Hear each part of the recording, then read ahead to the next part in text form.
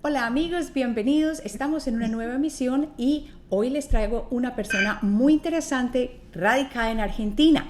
Él es, ante todo, una persona que ha viajado a más de 100 países alrededor del mundo estudiando las culturas iniciáticas con el objetivo de traer estas características tan especiales que lo han ayudado a crear los 11 pasos de la magia. Ya con esto tú ya sabes de quién estoy hablando. Estoy hablando de José Luis Parise y antes de contar más de él, porque sé que hay mucho que decir, quiero que él se presente y que nos diga cómo están las cosas en este momento por Argentina con esos 11 pasos de la magia. Gracias en forma particular a esta entrevista, no solo en forma personal. Gracias por esta oportunidad. Precisamente porque los 11 pasos de la magia, bueno, yo tengo la fortuna de dirigir mi escuela desde hace 40 años.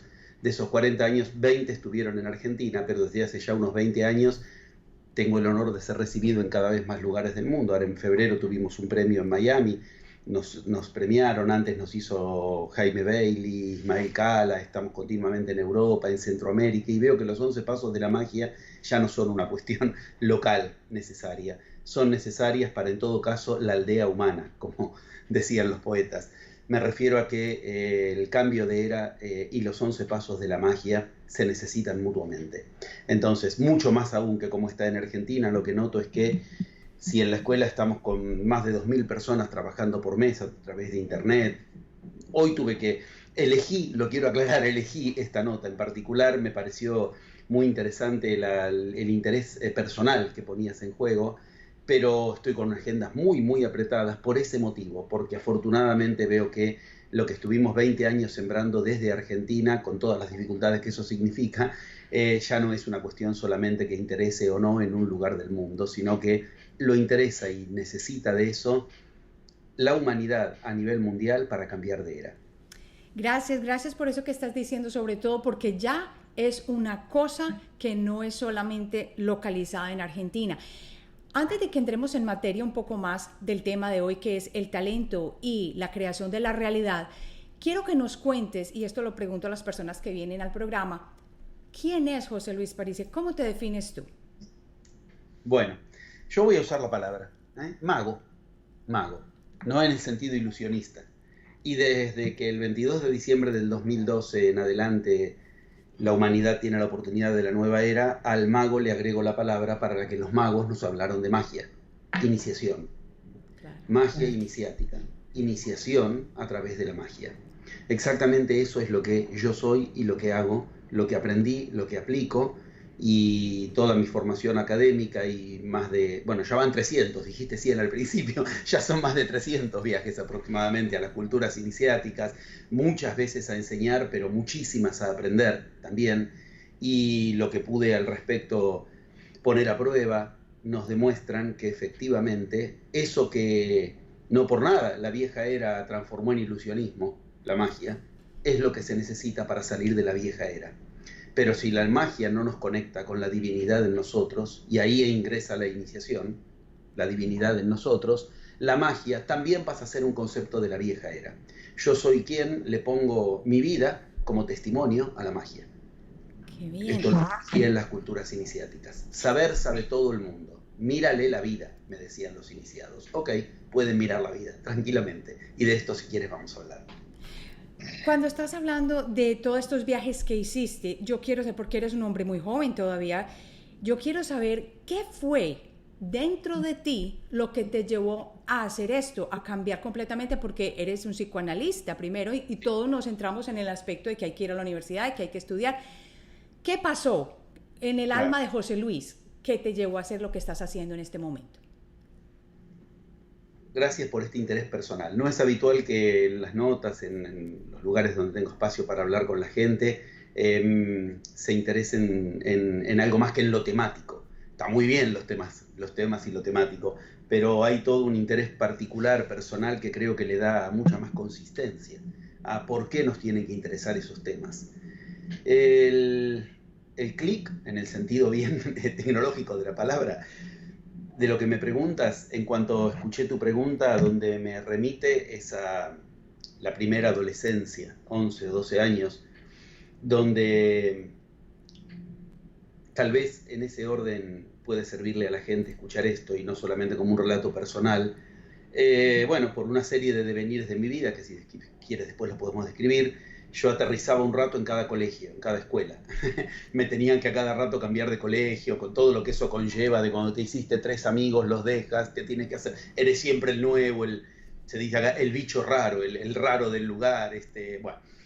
Y uno de los lugares donde aterricé era un colegio religioso, un colegio de curas. Y verdaderamente el clic era tremendo para mí. Cuando yo escuchaba hablar de un Cristo allá arriba en el altar, y a mí como humano me tocaba de este lado, en la popular, digamos, sentado donde podía, viendo al divino allá arriba, realmente me resultaba entre aberrante, aburrido, aberrante y verdaderamente un abuso de para qué nos estaban haciendo escuchar eso. Yo no quería aceptar la idea de que yo no podía participar de esa divinidad que escuchaba en ese momento en quienes me podían transmitir algo del tema, en los curas.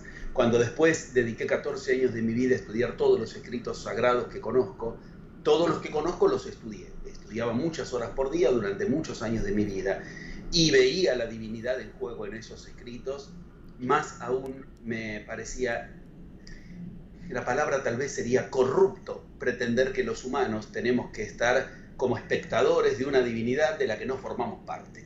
Si ese era el concepto, realmente era espantoso.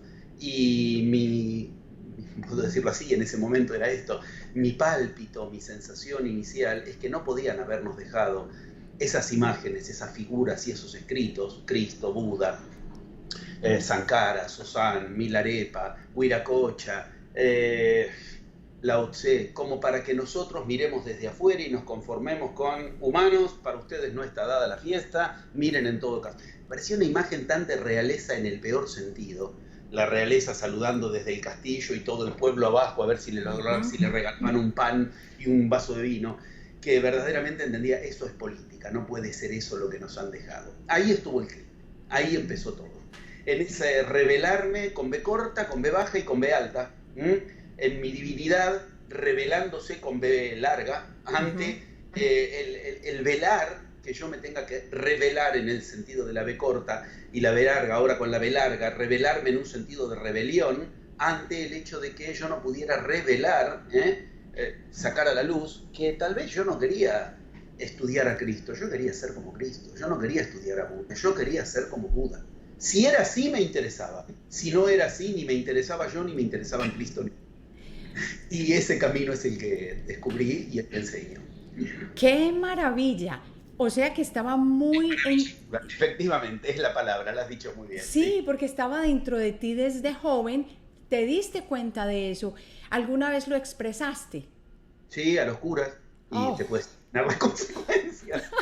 Y ya era el bicho raro, porque venía acá un rato de colegios distintos. Encima, hijo de padres separados, que hoy lo raro es que los padres estén unidos, pero en aquel entonces yo era una mala influencia, digamos. Las madres les decían a los chicos que no se junten conmigo porque es el que tiene los padres separados. Cuando encima se me ocurrió preguntar, en lo que después fue catecismo, que me daban catecismo, si de verdad yo tenía que aceptar que Cristo era un modelo divino que yo no podía seguir, ¿para qué me daban ese modelo? Se armó una especie de confederación estilo la rebelión de Lucifer, no sé si tienen, no sé, donde había que ver que hacemos algo con ese demonio encarnado que nos tocó en el aula, ¿no?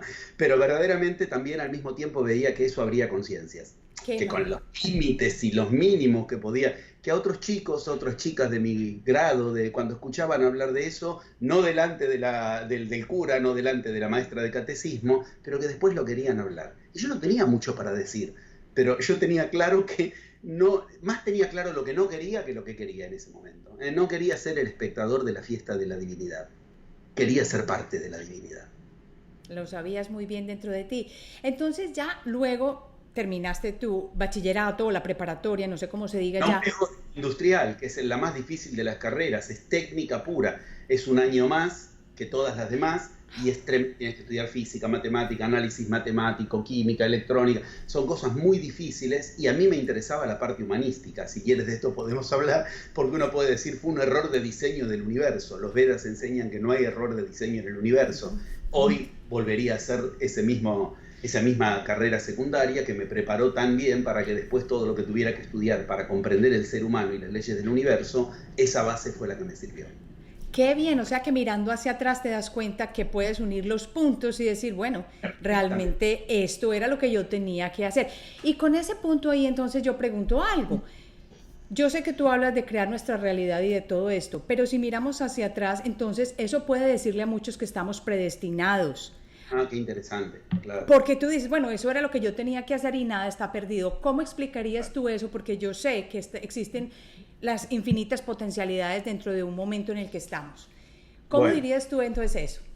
La verdad que me llevas a temas muy universales. Los dos conceptos que has ubicado son los que yo tuve que aprender a reubicar y que si no los reubicamos, como bien lo dices, nos hacen obstáculos.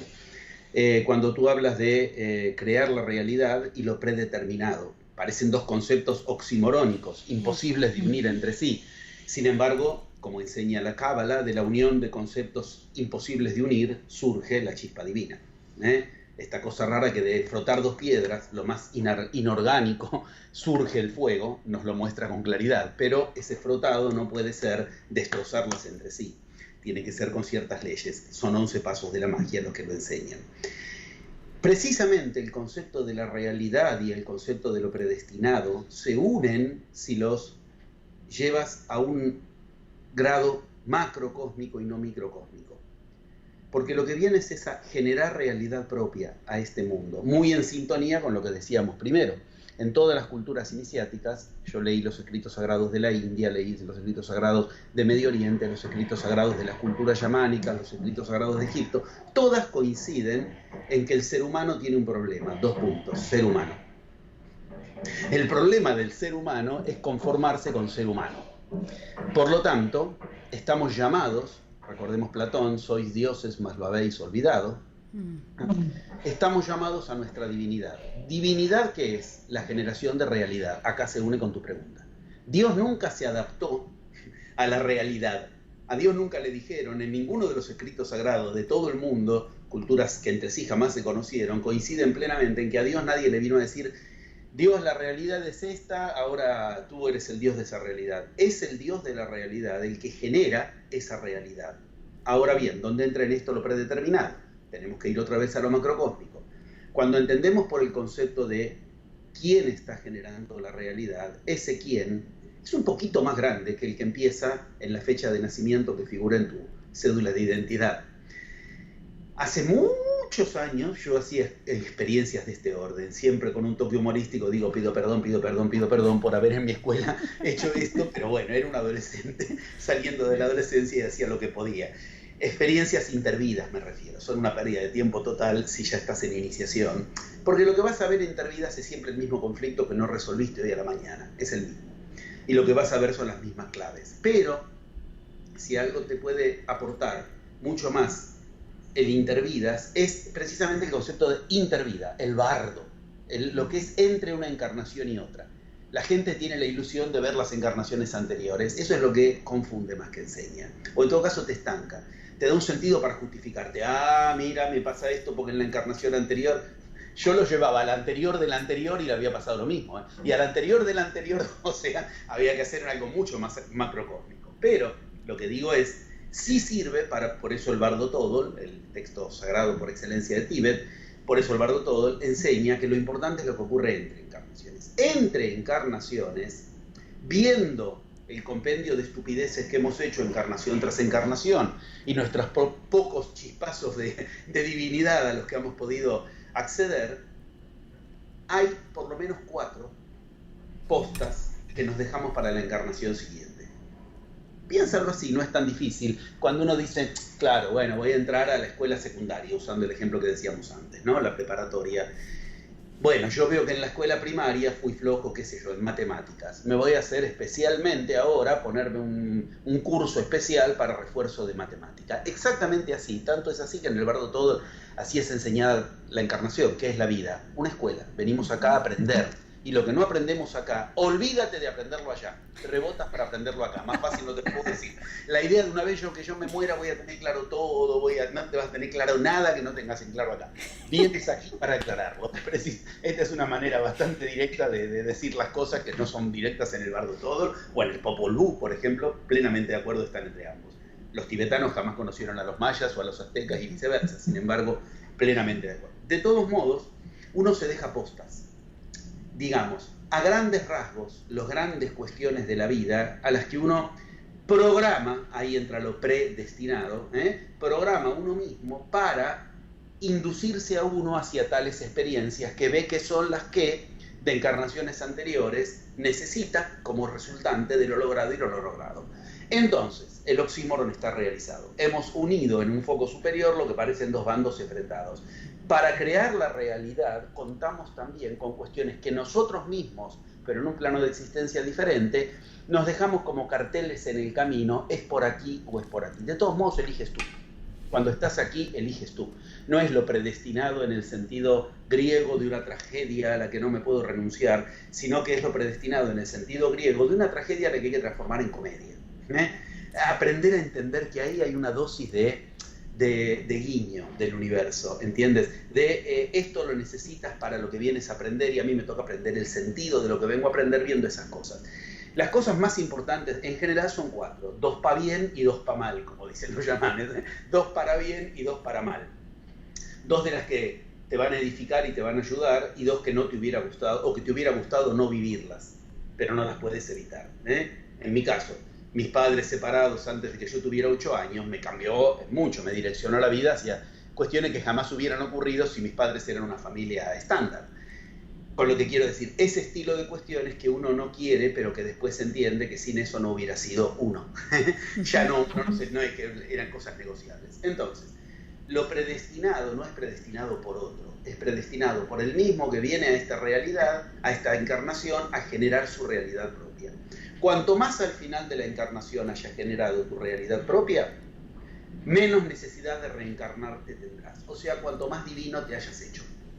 Dios, el que genera realidad propia, en mí se despierta cuando yo genero mi realidad. Y el camino para generar esa realidad, descubrí que son 11 pasos por igual de todos esos escritos sagrados y de todas esas culturas sagradas que años después, muchos años después, fui a visitar y a contactarme con los seres de luz de esas culturas. Creo que ahí se responde y es muy inteligente tu pregunta y creo que estamos dando una respuesta a la altura. Muchas gracias. Parecen como dos bandos enfrentados porque miramos desde un ojo de cerradura muy chiquito lo que entendemos por vida, por encarnación, por realidad y por nosotros mismos. En cuanto abrimos la puerta y vemos que la cuestión es mucho más macrocósmica, no es una palabra New Age la que estoy usando, es una palabra verdaderamente apropiada para esto, desaparece toda idea de que eso era contradictorio. Al revés, me estoy ayudando a mí mismo, pero no olvidemos, y no quiero dejar de lado esto, tú hoy eres más inteligente que cuando te encarnaste. Hola. No son designios que yo desde ese plano entonces me puse algo y ahora no puedo decidir. Hoy tú aprendiste cosas que ese tontito que se encarnó necesitó encarnarse y tal vez tú ya no las necesitas aprender. Entonces nadie da designios. Sí decir previamente, que es lo que significa predecir, predestinar. Yo me ubico cuestiones a las que me destino previamente simplemente porque aprendí lo que necesitaría aprender y no aprendí todavía encarnaciones anteriores. Creo que lo hemos respondido. Buenísimo, buenísimo, porque siempre es ambivalencia. Con lo que dices, es un oxímoron, una toda claro, pelea. Tal cual. Bueno, tal cual. Lo mismo pasa con todo lo demás. Designios kármicos, constelaciones, estructuraciones astrológicas. Ay, pero yo soy de Piscis, quiere decir que entonces lo espiritual para... Cuidado. Tú has generado lo que necesitas aprender con las mejores vías para aprender eso. Te has traído el karma exacto para eso, de qué cuestiones van a modular las acciones, pero nunca olvidemos, hoy tenemos mejor visión que la que teníamos en el momento de reencarnarnos. Por lo tanto, hoy yo tal vez puedo decidir que hay cosas que ya no las necesito, ya no las quiero en mi vida, aunque fueron parte de esas que yo puedo palpitar o que por algunos métodos puedo entender y descubrir que fueron las prepactadas para mí. La vida es para ir más allá de lo prepactado, en todas las áreas de la vida. Este es uno de los motivos por los que, si me permites un mínimo pie de página, tal vez suene rimbombante decirlo así, más si lo dice un argentino, sé la fama que tenemos los argentinos por el mundo, pero la verdad que es así en cuanto a que de una agenda muy apretada, en cuanto se hizo por casualidad, o sea, por magia, después si quieres lo hablamos, un hueco, decidí que esta entrevista iba a tener lugar, lo cual vuelvo a agradecerte. ¿Por qué? Porque la verdad que al haber estado ya varias veces en el periodo más reciente en Estados Unidos, noto eso. Noto como que están un poco entregados, los hispanos específicamente, los latinos, que es con quienes yo más me conecto cuando voy allá, noto que están un poco como entregados al destino. Como que Trump les va a decidir el destino, como que la política ha decidido que ahora el pulgar es para abajo para lo hispano. Y la verdad que yo allí hice lo mismo en cualquier otro lugar del mundo y hasta me distinguieron en Miami con un premio oficial que nunca me habían dado en la vida y me lo dieron ahora bajo el mandato de Donald Trump. Yo lo quiero poner como clara muestra de que la magia no depende de los paradigmas imperantes.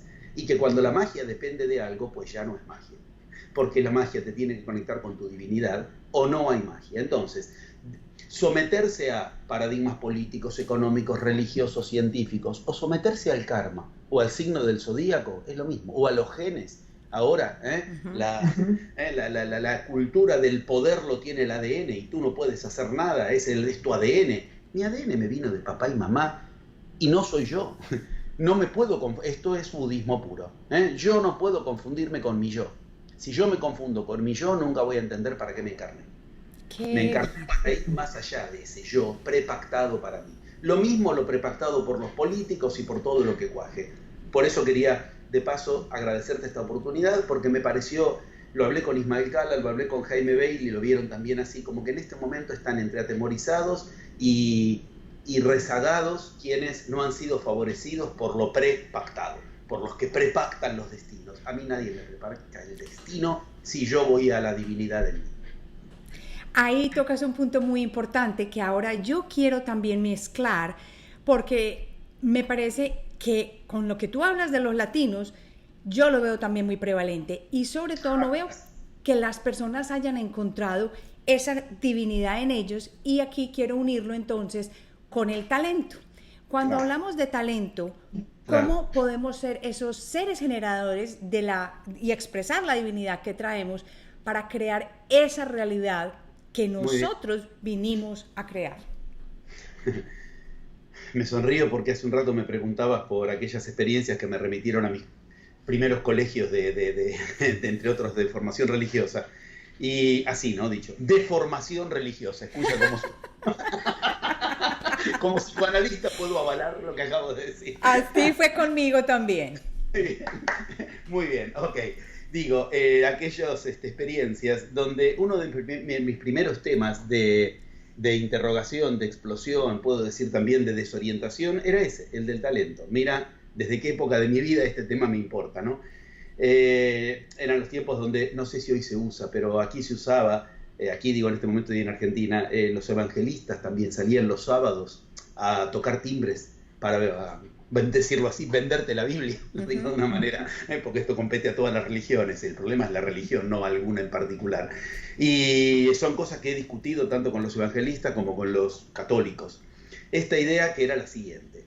A ver, la Biblia judeocristiana es una de las pocas que enseña acerca del talento. Esto es interesante, porque si yo me dediqué a encontrar los 11 puntos en común entre todos los escritos sagrados y las enseñanzas y los iniciados de la humanidad, también hay puntos que son característicos de una cultura, y como ya están trabajados ahí, otro iniciado en otra cultura no los trabajó. Este es uno de ellos. Nuestra cultura occidental está muy bautizada, muy ungida por el talento, por el término talento, muy fascinada con el término del talento. Entonces, a mí me importó mucho ver diferentes vías. Hoy, lamentablemente, insisto, con esto de las neurociencias, parece que el tema del talento es algo, una espada de Damocles que cae sobre tu cabeza para bendecirte en vez de para destrozar, o no, a ti no te ha tocado. Entiende que es lo mismo, que a ti no te tocó la divinidad, tú eres humano, a ti no te tocó el talento, tú no tienes el ADN. Ok, yo he visto cada persona como analista, he visto cada persona, hijos de personas muy talentosas, cuyos genes tendrían que llevar el talento y tuvieron vidas desgraciadas. Y si nos vamos a la gente conocida en la humanidad, difícil encontrar hijo de un talentoso que le transmita el ADN, por lo tanto, en talento a sus hijos y que esos hijos estén siquiera a la altura de lo que hicieron los padres. Entonces, movamos el concepto de talento de donde nos lo ha puesto el paradigma imperante religioso y científico. La religión, bajo una idea que ahora vamos a ver, que es totalmente distinta a la que enseñó Cristo, hablo en este momento de la judeocristiana, porque es la que se dedicó al tema, y el concepto imperante hoy del talento en los genes, el talento como ciertas constituciones orgánicas, genéticas, predispuestas, nerviosas, que si no las tienes, bueno, sigue concursando en la próxima encarnación y tal vez te toque la lotería del talento. No es así. Si uno lo estudia seriamente, de verdad, entiende que el talento no tiene nada que ver con lo que nos han dicho que es. Si yo le pregunto, hagamos así, paremos ahora la entrevista, placa.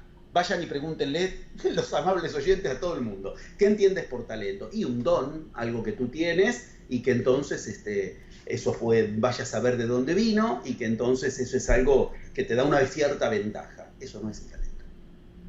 Nunca lo fue. Cuando Cristo, que es el único iniciado que yo conozco que habló del talento, otros hablaron de otras cosas por lo que expliqué antes. Cuando alguien desarrolló bien algo en una iniciación, difícilmente en otra iniciación repitan eso.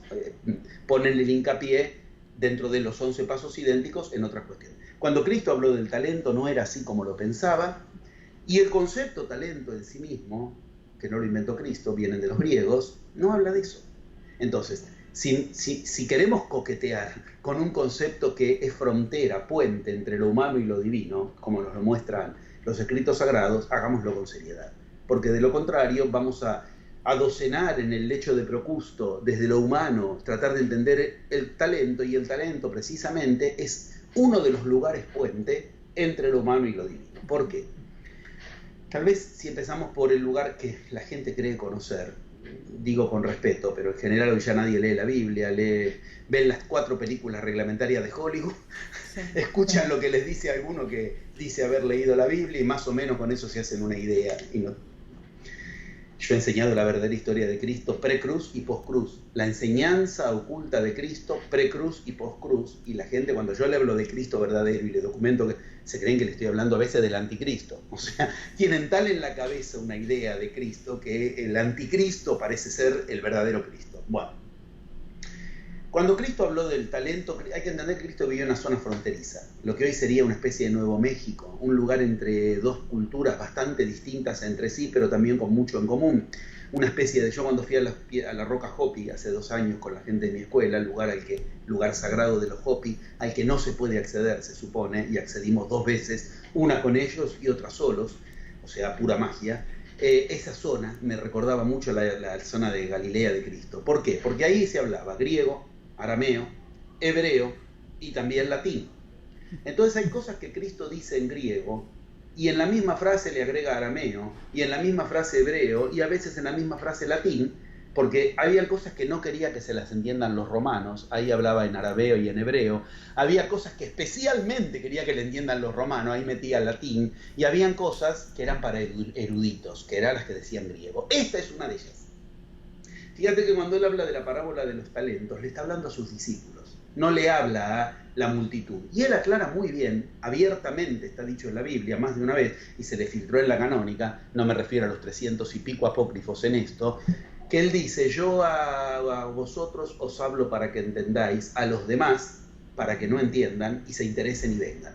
Más o menos literal es lo que dice. Esto le hablaba a la gente para que entiendan. Soy claro.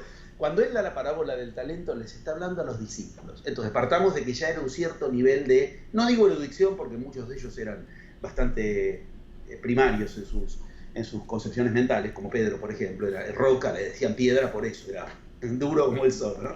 Pero al grado de negar al maestro la noche que el maestro más necesitaba. Pero de todos modos, muchos de ellos sí eran eruditos, como Juan. Juan era sumamente erudito, o Tomás, hermano de Cristo, entre paréntesis, sumamente erudito, pero él estaba hablando a ellos, y les habla en griego. Entonces entendamos, Cristo les habla del talento no a cualquiera, le habla a los más preparados, o sea, sus discípulos, y en ese momento usa una palabra en griego que sus discípulos, por ser hebreos, si no tenían un cierto nivel de erudición, no iban a entender. ¿Soy claro? Entonces, No es lo mismo talento como lo entendemos a nivel humano que el talento cuando lo ubicaba Cristo, que no se los dijo a los que en su representación serían los que se conforman con lo humano, los que no vienen a la enseñanza, a la iniciación. Cuando ya tenemos este contexto podemos entender que Cristo tal vez estaba diciendo cosas que necesitan un cierto nivel de seriedad, como cuando Cristo le dice a Pedro, Pedro, ¿tú me amas? Sí, maestro. No, tú no me amas. ¿Tú me amas? Sí, maestro. Parece una conversación de sordos. Es que lo que le estaba preguntando era otra cosa, que quien no entra verdaderamente a escuchar qué dijo Cristo y en qué idioma usó la palabra amor, no entiende por qué esa conversación de sordos. Parece una muchacha histérica con el novio. No, vos no me querés. Sí, yo te quiero. No, vos no me querés. Parece una cosa bizarra. Así. Bueno, el talento nos lleva a uno de los puntos más eruditos de Cristo. Cristo no gozaba de un nivel nada más. Él cuando tenía que hablar fácil hablaba y cuando tenía que hablar erudito, lo decían los mismos maestros del Sanedrín, que él les daba enseñanza a los maestros del Sanedrín acerca de la escritura hebrea. O sea, tenía un nivel de erudición cuando quería tenerlo, y esta es una de esas veces. Talento, entonces, partamos de que no era hebreo, no era arameo y no era latino, era una palabra griega que usó Cristo. Y usó la palabra talento. O sea, si tú vas a estudiar en las lenguas en las que hablaba Cristo, ahí intercala la palabra talento. O sea, para él era un tema tan serio que ni siquiera se las tradujo fácil. Y hay que recordar qué dice esa parábola. Esa parábola es muy mal. Si tú le dices a la gente más o menos qué dice la parábola de él, y les dio una moneda a ver qué hacían con la moneda. No es eso. Nada tiene que ver con eso. Primero, no les dio una y no era una moneda. Partamos de ahí. Ni era una ni el talento es moneda. Esto es muy importante. Les dio 5, 2 y 1. Esto ya de entrada nos dice algo que le importaba enormemente. En la parábola que él cuenta, él es el que reparte el talento. Lo divino reparte el talento. Él representaba lo divino, ergo él reparte el talento, él estaba de ese lado. ¿Y qué dice? Que la divinidad a uno de sus fieles les da 5 talentos. A otro le da 2 y a otro 1. Uno dice, qué injusto. Al mismo tiempo uno puede decir, pero uy, qué realista. Hay gente que tiene muchos talentos, otros poquito, otro uno solo y otro ninguno. Es que no es eso. No es lo que creemos que es el talento. El talento no es la moneda. Esto es un error tremendo que nos han metido en la cabeza los latinos a partir de desconocer de qué hablaban los griegos. El talento no es la moneda que había que medir. El talento era el platillo de la balanza sobre el que se ponía la moneda. Esto importa enormemente a nosotros, a los que queremos tomarnos en serio, generar realidad propia. ¿Por qué? Porque el platillo de la balanza, eso es lo que se llama talento, recordemos, es con lo que se mide la moneda. Ah, momentito. El talento no es un don que me dan, una moneda que me dan. El talento me permite medirse, el talento de alguien, con qué hago con lo que me dan. Cambia todo. ¿Qué hago con las cosas que considero valiosas? Me lo den, lo consiga yo, lo decida yo. Este es mi talento. Con eso no hago absolutamente una sola cuestión. No sirve para nada, no puedo generar realidad. Es lo que haga con eso. La etimología de talento, no quiero ponerme muy erudito, pero la etimología de talento es muy interesante, porque es la misma etimología de telón. Talento, telón. También de soporte, soportar, lo que soporta el telón, lo de arriba. Quiere decir, el talento está ahí para que tú lo eleves, corras el velo. La revelación de la que antes hablábamos, ahora con B baja. Revelar como una foto que se revela y se da a conocer. El talento es qué hago con lo que considero valioso, no lo valioso.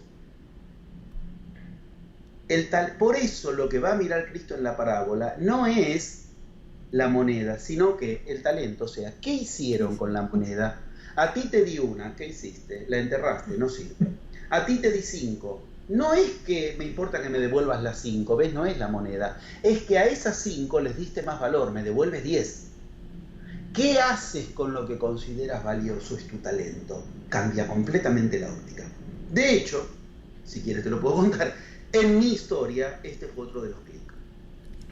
Cuando yo tuve que, y mira la palabra que voy a usar, decidir cuál era mi talento. Esto es genial.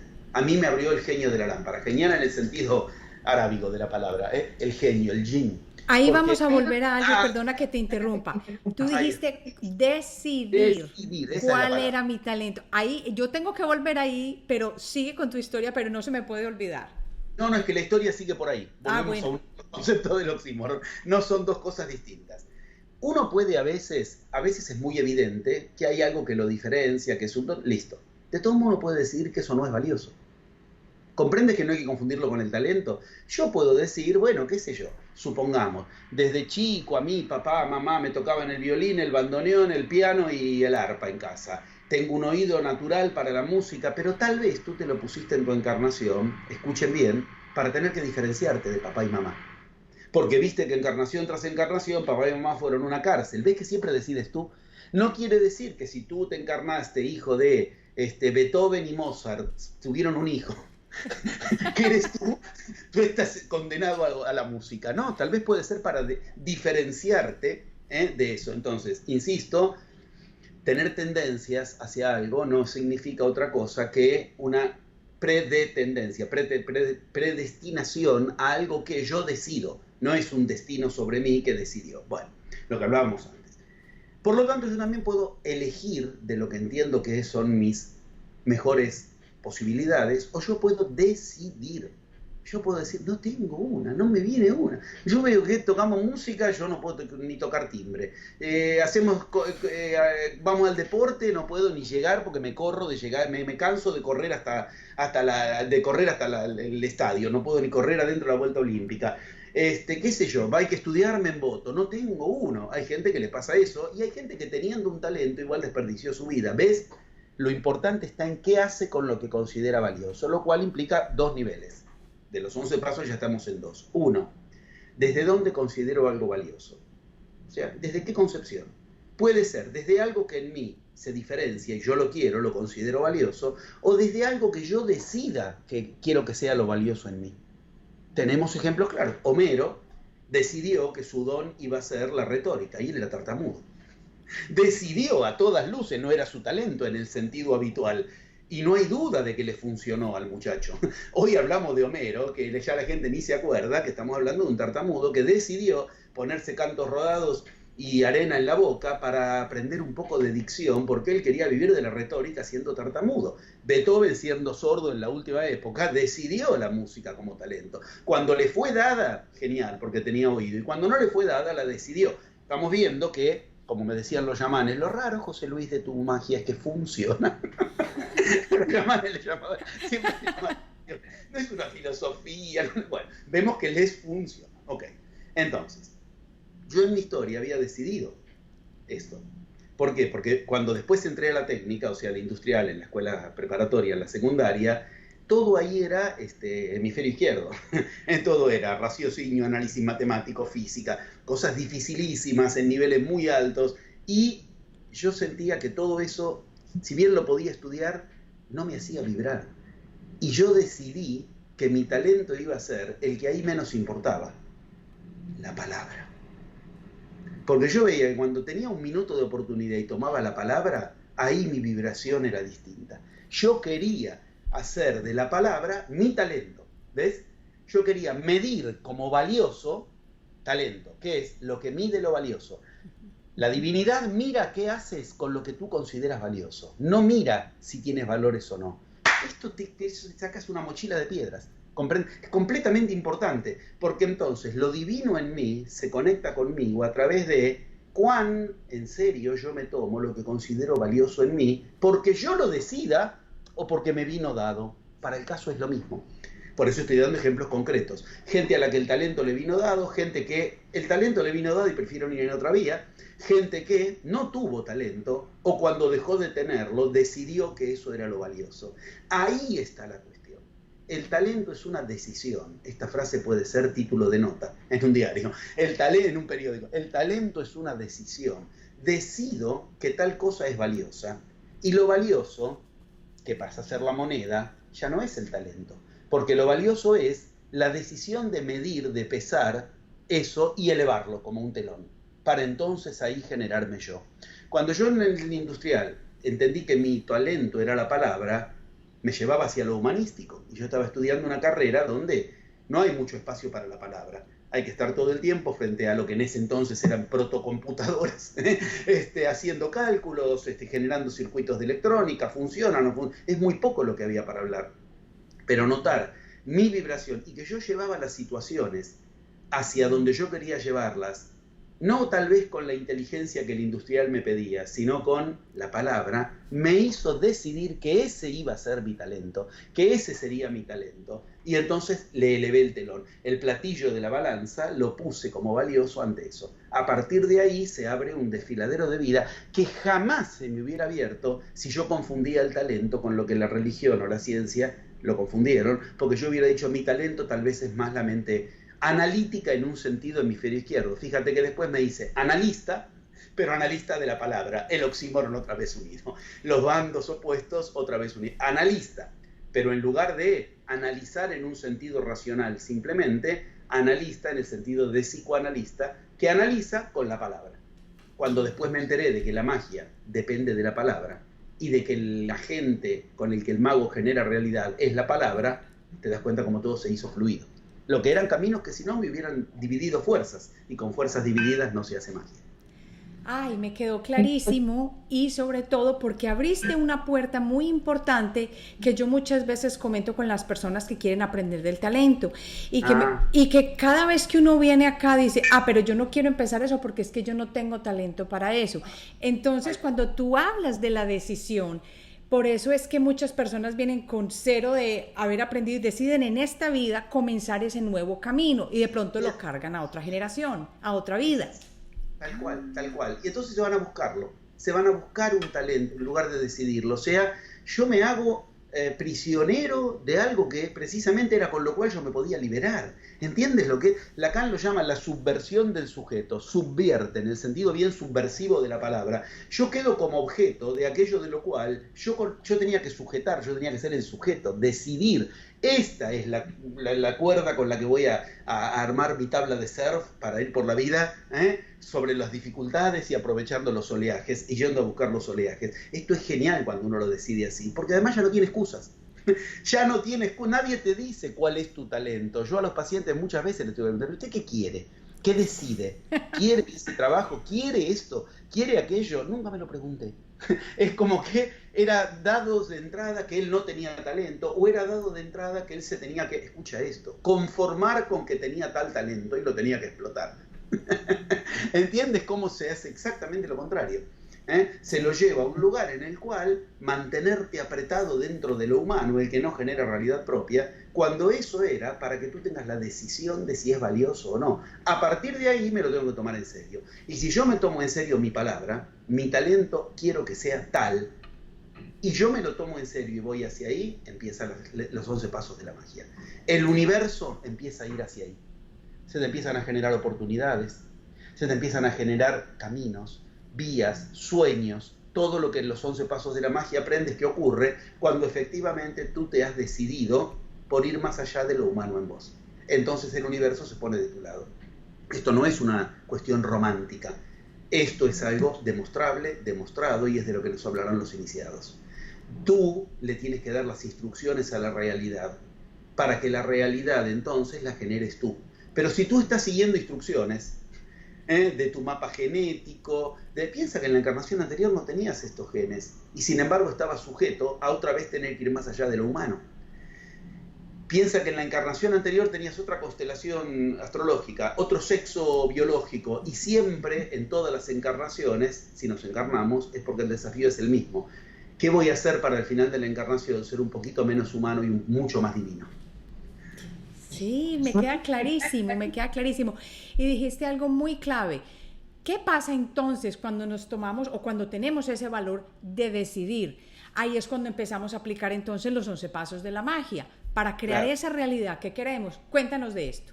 Claro, ahí empieza con lo mismo que ese verbo te exige. Porque decidir empieza con decir, de sí, del verbo decir, dejar dicho, y esto es fundamental. Ahí tenemos el paso del primer al segundo paso de la magia. Ese paso del primer al segundo paso de la magia es el que decide sobre todos los demás. Si ese primer paso está mal dado, no es que uno lo corrige más adelante. Hoy ya no es así. En la vieja era uno tenía un poquito más de tiempo, pero hoy tenemos, como dicen los sufíes, buenas noticias, las peores.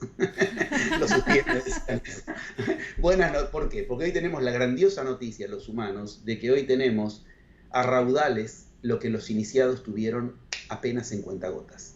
O sea, tú y yo tenemos más potencial para generar realidad que el que tuvo Cristo, que el que tuvo Buda, que el que tuvo Mahoma, que el que tuvieron todos los grandes iniciados. Y pongo a Mahoma dentro de los iniciados pidiendo que no se lo confunda con el ISIS y con lo que hoy son los musulmanes, como pido que no se confunda el cristianismo con Cristo o el budismo con Buda. De Mahoma podemos hablar, de Cristo y de Buda. Si quieres que hablemos de las religiones, me aburre.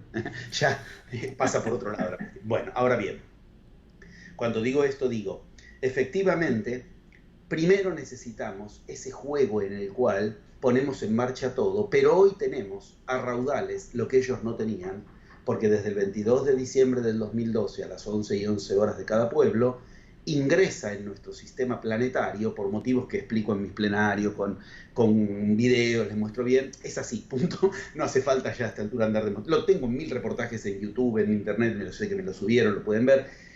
Ingresa el elemento con el cual se forma la sustancia base de la realidad.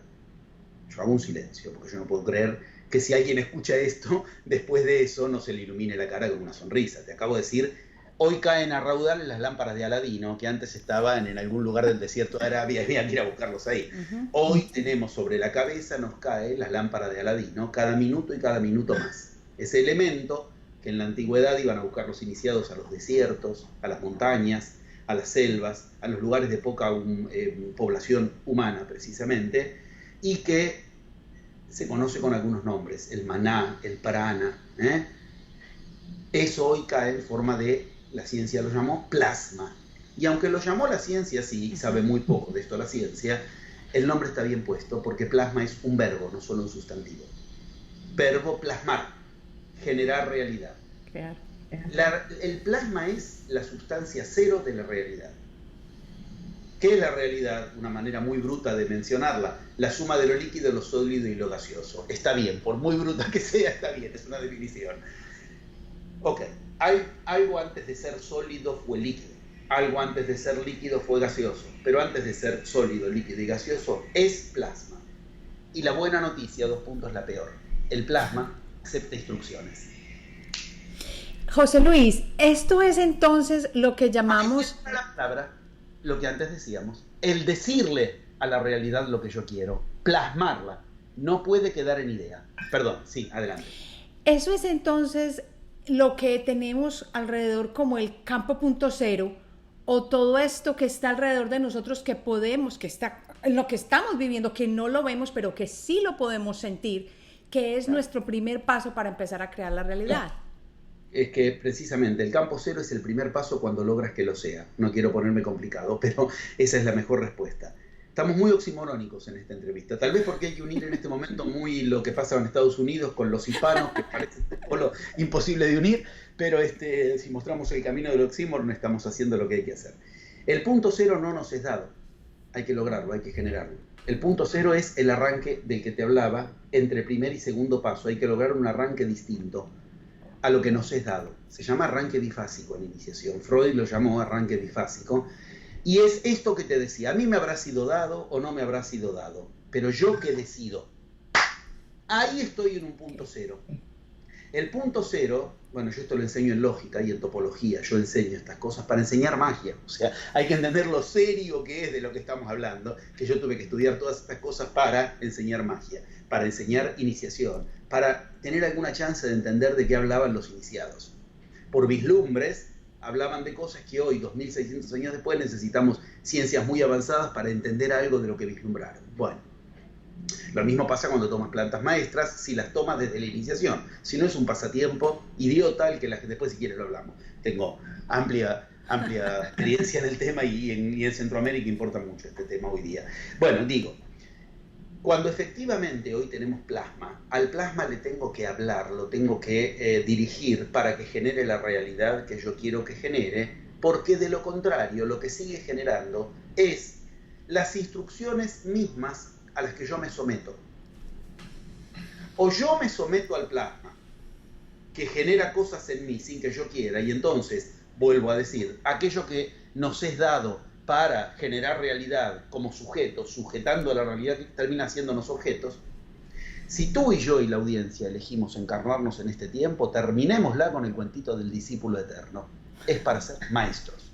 Terminémosla con el cuentito de los humanos eternos. Es para nuestra divinidad.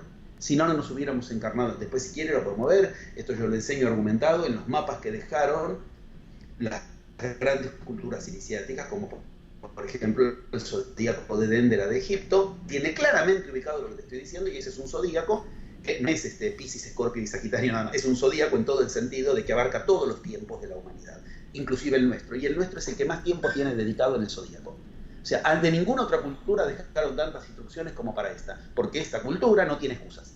Este tiempo tiene el plasma. No tendrás a Donald Trump de tu lado, no tendrás la ciencia curándote la enfermedad, no tendrás la política dando planes con los... No importa, tienes plasma, querido, tienes plasma. Lo único que te falta es el mapa, con el que generar la realidad a partir de la sustancia prima que hoy nos cae sobre la cabeza cada rato y que los pobres Cristos y Budas tenían que ir a buscar a los bosques, los valles y los desiertos. Ok, primer paso al plasma.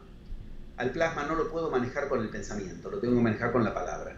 Abracadabra significa eso, generar la realidad hablando. La etimología de abracadabra es eso. Dabar, abracadabra, cadabra. Dabar, en arameo y en hebreo, significa al mismo tiempo palabra y cosa. Palabra que yo digo se hace cosa. Wow. Cuando yo estoy fanfarroneando por el mundo, van a ver, cuando yo entre a dar la actividad a tal país, que la lluvia va a andar rondando, pero que no va a interceder, y cuando empiece la actividad va a haber sol. Hoy aquí estamos con el reportaje, el sol, claramente, invierno, verano, este, oeste, no importa, siempre se cumple. Con la palabra muestro generación de realidad. Ok, hay 11 pasos entre el plasma y la generación de tu realidad. El más importante es el que va del 1 al 2, que es donde yo decido vaciarme y de qué me lleno. Ese es el punto cero. En topología, te decía, hay una figura, no quiero ser complicado, pero hay una figura que enseña esto, y que es la que enseña el punto cero. Si tú me hablas de punto cero, yo tengo que hablar de la figura llamada toroide. El universo es un gran toroide. ¿Qué es un toroide? Pensémoslo así. Un neumático muy inflado, de manera tal de que quedaría una gran esfera con un gran hoyo, un gran círculo en el medio. El medio de ese conducto es donde está el punto cero, pero la entrada es por debajo. ¿Ves? Hay que lograr entre la entrada y la salida, acá arriba estaría el paso 10, la realidad generada.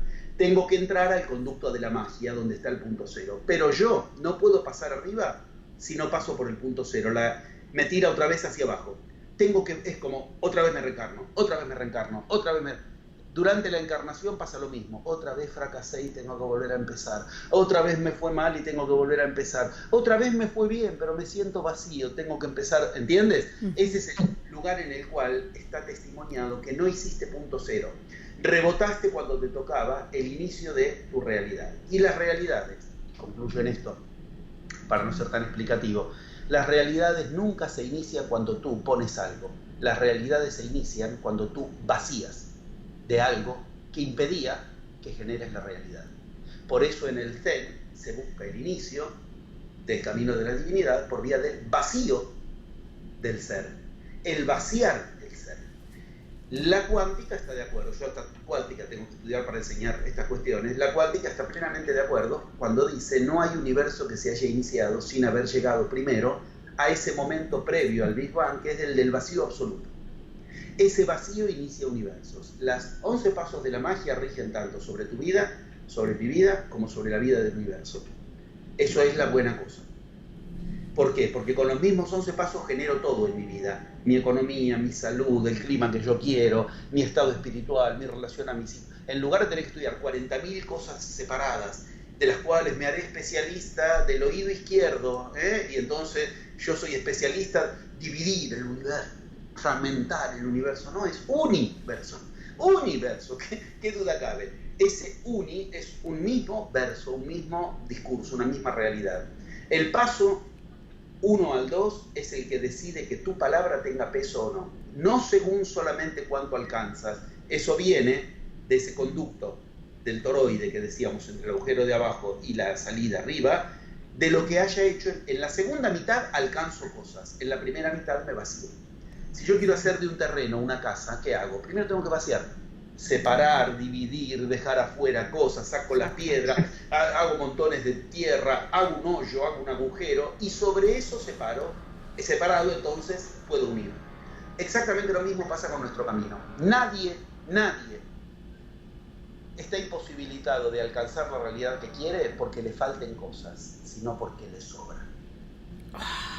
Qué bonito. Concepciones, decisiones de las que tiene que basarse. Si se vacía de eso, va a decidir en qué basarse. Por eso las palabras son tan parecidas. Yo no tengo base si no tengo vacío. Mira, te lo voy a mostrar. Lo tengo acá al lado, siempre me lo tengo ahí. ¿Ves eso que está ahí? Este es el poema hindú que habla de lo que te estoy diciendo. Se llama el poema del Vak. Y Vak es la etimología de vacío. Vak es la etimología de base. La base es el vacío. Esto es magia pura. Todo el mundo cree que la base tiene que ser una cosa sólida. La base, como dijo Cristo, la piedra que habéis dejado afuera es la piedra angular. ¡Ah, el hueco! El que te queda afuera es la piedra angular. Y base es la misma palabra, es Vak, del poema hindú, también es la etimología de vaca. Y en la India, ¿qué honran? La vaca. ¿Por qué? Porque la vaca es los dos pasos. El vacío, como la etimología lo dice, Vak y vacío, y Vak es la palabra que en India significa palabra. Se honra a la vaca como animal sagrado porque vaca en la India significa palabra. Si el gato se llamara vaca, honrarían al gato. ¿Soy claro? Sí. La honran a la vaca porque se llama vaca, no por otro motivo. ¿Y la vaca qué es? La clave del arranque bifásico, de lo que va del primer paso al segundo. Yo me vacío, Vak, vacío. Entonces tengo base por aquello de lo que me vacié y yo decidí sobre mi realidad. Decidí, entonces mi palabra tiene peso de decisión. Piénsalo así, y ya concluyo por esta parte. En una empresa, el hijo del dueño le dan el cargo de ahora es el presidente. Sí. Por el solo hecho de que es el hijo del dueño. Mirá qué talento, ninguno. Todos los obreros, los operarios, los empleados, este no sabe nada. Necesita vaciarse del hecho de que, porque es el hijo del dueño, él va a tener un cargo para entonces tener respeto. ¿Ves por lo que se vacía? Puede tener todos los cargos de Harvard que quieras tener, todos los títulos, los diplomas de las academias, nadie le tiene respeto a su decisión, si no es porque se vacía de eso que efectivamente era lo que le hacía obstáculo. Lejos de eso, ¿qué se trata de hacer? Otro diploma, y pasa a ser el burro con diploma, de que todos se burlan y todos incluyen sus hijos, su esposa, la realidad, su estado de salud. Nadie sigue sus decisiones porque no se vació para decir esas decisiones. Estamos dando la visión con mucha lupa, con mucho detalle de aquello que hace que todos los otros 11 pasos, lo que la gente quiere, la magia, la clarividencia, la telepatía, el entrar en los estados de sueño lúcidos, todo eso, usar la energía sexual de cada quien, aprender en la vida cotidiana a usar las fuerzas que están en la situación para no tener que actuar uno, todo eso que es lo que la gente compra en marketing depende de estos dos primeros pasos. Si bien yo enseño todos los pasos de la magia, a la gente le hago entender que los pasos que menos le interesan a su yo son los que más le tienen que interesar a la persona. Porque su yo es el que pierde poder si él se vacía de que su yo decida por él. ¡Qué maravilla! Esa sí merece la segunda maravilla porque no estamos comprendiendo esa primera necesidad y esa base para poder empezar a crear y generar esta realidad. En 40 años de consultorio jamás encontré a alguien que no logre lo que quiera porque le faltaba algo. Siempre el clic y empezó su camino de magia y empezaron a generársele casualidades, caminos, se hizo cuando se vació de lo que no se había vaciado, por lo cual no entraba lo que tenía que entrar. Pero muy fácil, para que entre algo en tu casa, los muros hacen obstáculo, necesita un agujero, necesita una puerta, necesita una ventana, tu casa es tu realidad. Lo que no entra es porque no encuentra la parte por la cual ingresar. Eso es lo que se llama en realidad penetración. En alquimia, penetración tiene la misma etimología de sutilidad, sutil. Sutil significa penetrante, a ver si soy claro. Para penetrar en una realidad en la que no puedes entrar, yo quiero ganar tanto, yo quiero lograr tal cosa, necesitas entrar por lo sutil, no por lo denso. Penetrar significa etimológicamente sutileza. Y lo sutil logra entrar donde lo denso no entra. Lo sutil, más sutil que un agujero, más sutil que una base, que un agujero, más sutil que una base vacía. Eso es lo más sutil del universo. Por eso Cristo enseña en el Evangelio de Tomás, quien no muera no conocerá el paraíso, pero la muerte debe ser en vida. Ahí está, te está diciendo vaciarte. Morir en vida para alcanzar el paraíso en vida. El paraíso, la divinidad. Te dio el mapa. Él leyó mis libros. Ahí vamos con lo de la humildad, qué belleza. José Luis, qué bien explicado y me parece que se siente bien. O sea, no es que yo pensé, no, se siente que tiene toda la realidad, todo el sentido. Es hermoso lo que estás diciendo, porque tenemos una idea de los iniciados de que eran tipos cara amarga, todo el tiempo, sufriendo, comiendo un grano de arroz por mes, y pasándola mal, y yendo a buscarse a los leprosos. Mira, no era así. Cristo era un tipo que reía, Mahoma era un tipo que reía, Buda era un tipo que reía. Eran tipos que se enojaban y se cabreaban cuando se tenían que enojar en serio. Insultaban, comían lo que querían comer. Y cuando alguno de ellos decidió ser vegetariano, otros no. O sea, no pasaba por ahí el desfiladero de la divinidad. Y verdaderamente, hasta se han tenido que hacer debates eclesiásticos acerca de si Cristo reía o no reía. Eso nos marca lo lejos quedado. Humberto de la Rosa, Humberto Eco en El nombre de la Rosa, Humberto Eco en El nombre de la Rosa, hace un compendio de los debates que se hicieron en la Edad Media para ver si era pecado reír o no. ¿Tú me escuchaste? ¿Qué? Si era pecada la risa o no. Y llegaron a la conclusión de que era pecado, de que en realidad la risa es un estado del diablo. Cristo era un tipo de buen humor. A mí me encanta que la gente conozca verdaderamente quién era Mahoma, no el Mahoma que nos vende ISIS. El Mahoma, quién era Cristo, no el Cristo que nos vende la iglesia. Y si tú lo sigues en los apócrifos, hay momentos que está haciendo una broma. Sí, estaba haciendo una broma. El tipo tenía muy buen humor. Y por momentos ves que además le gustaba pasarla bien. Tráeme el perfume de cardos, no seas pesado, de que no me puedes regalar. Cuando tráeme el perfumito de cardos, la verdad no hay problema, está bien, tráemelo. La divinidad no va a depender de eso. Esto es así. A Buda le daban a comer carne y comía carne. Y hoy los budistas no comen carne. Cuando yo le pregunto a los budistas, otros de mis discusiones con los evangelistas, ¿de qué murió Buda? ¿Sabes que no saben? Es como que se enteraron ahora de que murió. Uy, discúlpame, te lo dije así. Sí, se murió Buda, no sabía. ¿De qué murió Buda? No saben, Cris, Buda se murió de comer carne. Eso no lo sabía yo. Nadie lo sabe, ¿ves? Ahí está. Buda. ¿Y Mahoma de qué murió? De lo mismo. Pero ¿cómo no supiste? Pero no porque no comían carne, no dice el día que le dieron carne se murieron, sí. Como me quiso decir un evangelista, un budista. Claro, el día que le dieron carne se murió. No, hermano, es que la carne estaba en mal estado. Porque en aquel entonces, por eso las especias eran tan importantes, porque le cubrían el olor a podrido que tenía la carne. No había nevera, no había hielo donde guardarlo en el desierto. Entonces, por eso el camino de la seda y el camino de las especias era tan importante. Pero en suma, le dieron carne, la comió y se murió. Quiere decir, comía carne. Ah, lo que yo entendía. Una vez le cayó mal, una de todas las veces le cayó mal, pero comía carne. No se les ocurrió, voy a invitar al señor Buda a mi casa, le voy a dar a comer arroz. Le daban carne, quiere decir, el tipo comía carne. Y prefirió comerla y morirse antes de deshonrar la visita. O sea, la pasaban bien. Yo trato de que se entienda por esto que has dicho, porque verdaderamente, si de este rato que nos posibilitas, que te vuelvo a agradecer, la gente se lleva una idea donde la iniciación es burbuja, es champán, es vida, es divertirse, es a la vuelta de la esquina está lo que has plasmado y te viene a sorprender y tu estado de presencia es tener que detectar. Ahí está, esa es la casualidad que me trae lo que por magia yo dije que tenía que ocurrir y que despertarte de un sueño con la ansiedad de unir lo que viste en el sueño con tu vida cotidiana. No, despertarse de empieza el día, me falta energía, bruto me tengo que decir a mí mismo. No me puede faltar energía en tiempos de plasma. Es como que en medio de la inundación yo diga, tengo sed, bruto, todo lo que tienes alrededor es agua. La gente no tiene energía, lo que marca el extravío que tiene. ¿Por qué? Porque la gente hoy todavía sigue aprendiendo la misma cosa que se aprendían para extraer y canalizar energía. Hoy hay inundación de energía, no pierdas tiempo con el ejercicio de energía. Yo que los enseñaba 40 años atrás, pido perdón. Yo que los enseñaba 40 años atrás, digo, no pierdan tiempo con las dietas, la energía. ¿Querés hacer dieta? Hacela. bárbaro, otros se peinan con raya al medio y otros tocan violín, no tiene nada que ver con tu espiritualidad. Y la gente se cree más espiritual según la dieta, se cree que si hace un ejercicio de energía. Yo, que enseño las técnicas más potentes de energía que conozco del planeta, las que tuve que ir a aprender a 6.400 metros de altura con los queros, lugar al que ellos no habían podido llegar hasta que fueron con esta enseñanza, nunca habían llegado a esa altura de sus tierras sagradas, lo logramos juntos, esto está registrado. Ellos enseñan los ejercicios energéticos más poderosos, ellos no logran ya generar realidad. ¿Soy claro? No hay alguien que enseñe mejor energía que los queros.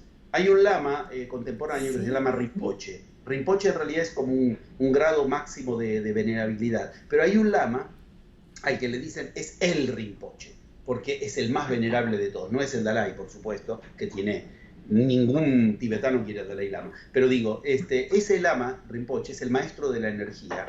Y cuando fue con los queros, pero guarda, los queros con los que yo aprendí, los de 25 años atrás, 20 años atrás, los 4 maestros que ya murieron y que los que hoy están, con todo respeto, son venerables en todo lo que los queros guardaron, pero ellas son un objeto exótico de turismo en 9 de cada 10 casos. No es los queros actuales de los que hablo. Pero digo, Rinpoche había ido a ver a Don Mariano, el mismo maestro que en los queros a mí me dio el Atuncarpay, la gran iniciación de ellos, que te incluye en su realeza, según ellos mismos dicen. Y el Rinpoche, ojo, el maestro de la energía de Tíbet le dijo a Don Mariano: vosotros lográis en 10 minutos lo que a mí me lleva 10 años. No. Él me enseñó a mí energía y él me lo dijo en el dialecto traductor mediante, pero nosotros con esto ya no logramos generar realidad. ¿Por qué? Porque en estos tiempos energía es lo que sobra. Entonces no tiene sentido querer basar la realidad en lo energético. ¿Y lo energético a qué determina? A lo físico. No tiene sentido querer generar energía desde lo físico, con dietas, con... Entonces, ¿con qué nos quedamos? Aquello que mueve a lo energético y aquello que mueve a lo psíquico. Como bien has hecho, lo psíquico. Lo psíquico mueve a lo energético mueve a lo físico. En el método de la magia, los primeros 5 pasos son eminentemente psíquicos. En el 6 explota la energía y del 6 en adelante lo físico se pone de tu lado. Ahí tenemos 11 pasos. Pero esto lo llevas a cabo en una situación. No se hagan a la idea de, a lo largo de la vida, ahora empiezo, dentro de 20 años estaré en el paso 4. No. Ahora vas a la oficina, tienes que recorrer los 11 pasos. En lo que quieres lograr en tu oficina. Vas a hablar con tu familia, ahí tienes que recorrer pasito a pasito los 11 pasos. La buena nueva, en el sentido de evangelio, es que si recorres bien los 3 primeros, los demás ya están suficientemente bien orientados porque la dosis de plasma actual ya ordena a los que siguen. Entonces, cuando los vas recorriendo, lo que haces es aprovecharlos, explotarlos, dirigirlos, amplificarlos y no tener que andar detonando pasito a pasito, como decía la canción. Ahora sí vamos entonces en un highway, vamos mucho más rápido en toda esta... Claro, otra cosa es tener que ir a remo todo el viaje como era antes. Ahora, en cuanto yo pongo bien al principio en los 3 primeros pasos, o sea, desde dónde, desde qué decisión, desde qué concepción, la palabra y el tercer paso, mis afectos, sentir lo que yo quiero sentir, me conviene sentir y tengo que sentir para ese resultado. No, sí, yo lo digo, pero yo siento que no lo voy a lograr, yo siento que en realidad, pruebe lo que pruebe, no, yo me siento tímido ante la cuestión, no. Las 3 primeras, Cristo, mira, en los evangelios del Mar Muerto, lamentablemente estos no son canonizados, obviamente entran en los apócrifos, pero en los evangelios del Mar Muerto, en los papiros del Mar Muerto, encontrados en Egipto hace 50, 60 años, o sea, se salvaron de los papas de turno, de los reyes de turno, cambiando a gusto de ellos. Cristo, el maestro de justicia, que ahí se llama así, dedica lo que son los 4 tomos prácticamente, 3 y un apéndice, de los evangelios del Mar Muerto a esto. No te pongas en acción si primero no has alineado pensamiento, palabra y emoción. Bienvenidos a los 4 primeros pasos del método de la magia. Pensamiento, palabra, emoción y entonces me pongo en acción. Cuando me fui a las selvas, lo mismo lo encontré en algo que en Occidente es bastante, ya a esta altura más o menos desconocido. Cuando los chamanes, yo señalé hacia dónde quería ir, en la montaña, me tomaron la mano y me dijeron: 1 paso para afuera, 3 primero para adentro. Mira, a ver si lo logro poner ahí se ve. Para emprender el paso hacia afuera, primero 3 pasos hacia adentro. Yo me quedé helado porque digo, pero estos tipos leyeron los manuscritos del Mar Muerto. O sea, yo ya los había leído, yo no podía creer que me estaban dando la misma enseñanza que a mí me llevó a leer cosas tan difíciles de conseguir en ese momento, hoy no había internet, y de entender. Los tipos la tienen la misma enseñanza. 3 pasos hacia adentro y recién te pones hacia afuera. El arco primero súper tensado hacia adentro, hacia atrás, y la flecha sale bien dirigida. Y en tiempos de plasma, la flecha llega mucho más lejos, y la flecha llega con mucha más precisión y se entierra con mucha más fuerza en tu resultado. Fíjate que notorio que la flecha llegando al blanco es la divinidad, es todo lo contrario del concepto que nos separa de la divinidad según Cristo. Cristo dice una palabra que los griegos, los latinos después tradujeron como pecado. ¿Qué es el pecado? Lo que te separa de la divinidad. Cristo jamás conoció la palabra pecado, ni ninguna parecida. Cristo hablaba de amartía. Lo que se traduce como pecado es la amartía. ¿Y qué es la amartía? No ponerle suficiente impulso a lo que haces. ¡Wow! Mira lo que es el pecado. La otra vertiente de amartía decía, yo te...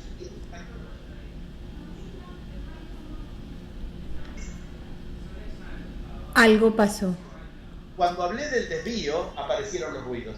Cuando hablé de la amartía, aparecieron... ¿Ves? Este es el universo del mago. En cada sitio encuentra su palabra generándolo. Pero te das cuenta que en toda la entrevista no había ocurrido y ocurrió cuando hablé de lo que desvía, de lo que hace ruido, podemos decirlo en términos actuales. Creo que increíble. Como culminante es sumamente elevado. Creo que van entendiéndose desde muy alto cosas muy del valle, muy de todos los días. Excelente, excelente. Tiene mucho sentido y sobre todo porque lo que acabas de decir de esos 3 primeros pasos hacia adentro, en este momento se están trabajando mucho con física cuántica y ya sabemos el vaciarse, los sentimientos, la palabra, el pensamiento. Ya. En los físicos cuánticos, yo al respecto los estudio tanto como al mismo tiempo, por decirlo así, me pongo un límite. Porque hoy nos rendimos mucho ante lo que, ¡ay, la física cuántica! ¡Ay, la ciencia! ¿Y la física cuántica cambió en 20 años? Así, como todas las demás ciencias. Yo lo digo al revés. Y yo lo mostré. Durante un tiempo dediqué mucho de mis plenarios a esto. Hoy ya no lo hago, pero bueno, está registrado, todo está filmado. Y es lo siguiente. La cuántica, a arañazos, como puede, está descubriendo a la magia. Claro. O sea, ¿comprendes? Hoy, aquello que los cuánticos están empezando a palpitar, que tal vez sea así, es de lo que en magia somos especialistas desde hace por lo menos 12.500 años, por hablar de nuestro ciclo planetario, por hablar solamente de nuestro ciclo planetario. Entonces, depender de la cuántica está en problema. ¿Cómo? No considerarla, porque nuestro yo le hace reverencias a la cuántica. Entonces, sí, decirle al yo, escúchame, tú me quieres decir que yo no voy a lograr esto, hasta los cuánticos lo avalan, a ver con qué me disparas, ¿entiendes? En ese diálogo interior del guerrero, saliendo a buscar a lo que hasta ese momento lo acechaba el guerrero, el camino del guerrero, que es la primera de las 4 fases de la magia. Guerrero, mercader, sacerdote, y el mago es el que en toda situación conjuga esos 3. José Luis, has tomado el tema súper bien, me encanta cómo lo has explicado, nunca lo había oído con el talento, creando y generando nuestra realidad. Ahora, y esa unión con la física cuántica, me encanta cómo lo has trabajado. Te agradezco muchísimo, muchísimo el tiempo y me agradezco a mí mismo haber aceptado este espacio. Además de agradecértelo a ti, me lo agradezco a mí, porque de todas las posibilidades le di prioridad. Me pareció que el toque personal que le habías dado nos daba una vía distinta y veo que verdaderamente nos has llevado con tus preguntas a niveles muy, muy útiles, creo, para la gente, y no por eso bajarle el nivel de entrada. Desde lo divino ver lo humano. Ese es nuestro desafío. Antes de despedirnos, quiero que le cuentes a las personas que nos van a ver dónde te pueden encontrar y qué tipo de educación o qué tipo de enseñanzas puedes impartir con ellos. Ahora estoy por viajar, a muchos lados, Barcelona, Madrid, Europa, en lugares distintos, México, Centroamérica, lugares distintos, Uruguay, pero más fácil, la página de la escuela, si me permites darlo. Ahí nos encontramos seguro. Tenemos 2 vías, una que es una vía enorme que se llama Edipo, que es las siglas de mi escuela, Edipo, enseñanza de iniciación, psicoanálisis, ocultismo. Edipo.org, porque no es comercial, es organismo educacional.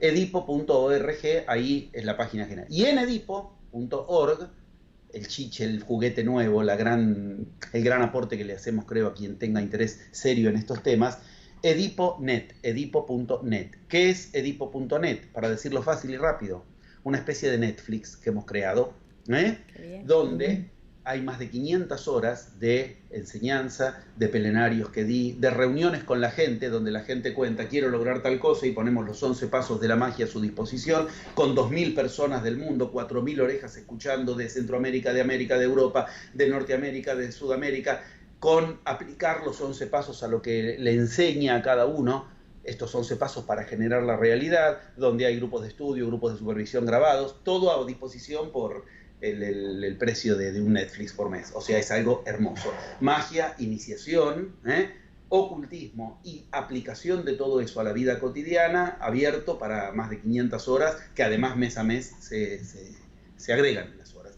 Todo eso como entrada a las actividades que cada semana yo doy a todo el mundo a través de internet, en forma así, en forma directa, a veces personalizada, la mayoría de las veces por internet, porque son reuniones de 500 personas, 1.000 personas normalmente, donde por distintas vías alguno de ellos expone lo que quiere lograr o su pregunta, y ponemos toda la magia a disposición de eso. O sea, estamos generando cosas de nueva era que son para que precisamente el humano deje de mirar desde afuera a lo divino y decida desde lo divino ver los problemas humanos, desde lo divino encarar la realidad humana. Entonces ya está en el camino de la iniciación, ese camino para el cual nos hemos encarnado, y por eso te agradezco esta oportunidad, porque todavía hoy la humanidad no sabe para qué se encarnó como humanidad. Correcto. Por eso cualquier vía de estas es genial. Gracias, y te fue además apropiado y para lo que tú querías para tu público y para tu gente. Gracias, realmente lo has llevado muy bien con tus preguntas y ojalá hayamos estado a la altura. Perfecto, ya así les quedó. No se olviden, edipo.org, ese es el momento para empezar. Visiten. A ti, José Luis, mil gracias por tomarte el tiempo de nuevo, y ya saben que si no se han unido al canal de Tu Talento Online TV, lo hagan en este momento, y esta entrevista va a quedar para que todos se beneficien de ella. Nos vemos y gracias. Hoy el talento es una decisión, no nos olvidemos. Tu talento es tu decisión. Gracias. Gracias nuevamente.